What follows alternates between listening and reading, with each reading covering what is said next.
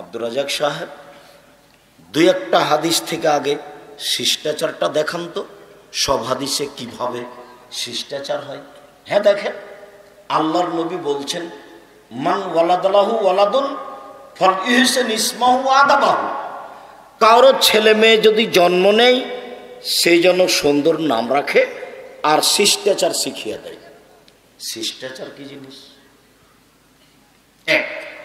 দুই, মান কানাত লাহু সালাসা বানাত, কারো যদি তিনটে মেয়ে থাকে ফা আল্লামাহুন্না ওয়া আদ্দাবাহুন্না, তাকে যদি বিদ্যা শিখিয়ে দেয়, শিষ্টাচার শিখিয়ে দেয়।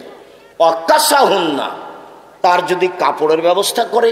ওয়া সাকাহুন্না, তার যদি খাওয়া পান করার ব্যবস্থা করে। ফালাহুল জান্নাহ, তাহলে সে জান্নাতে যাবে। শিষ্টাচার কি জিনিস? সব হাদিসই কেন শিষ্টাচার? আল্লাহ নবী বলছেন মান কান লাহু জারিয়া, কারো যদি একটা কাজের মেয়ে থাকে, দাস দাসী কাজের মেয়ে থাকে, ফা আল্লামাহা ফাহাসানা তালিমাহা, শিখিয়ে দিল, সুন্দর শিখিয়ে দিল।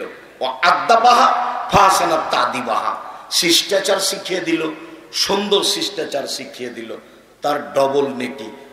শিষ্টাচার কি জিনিস?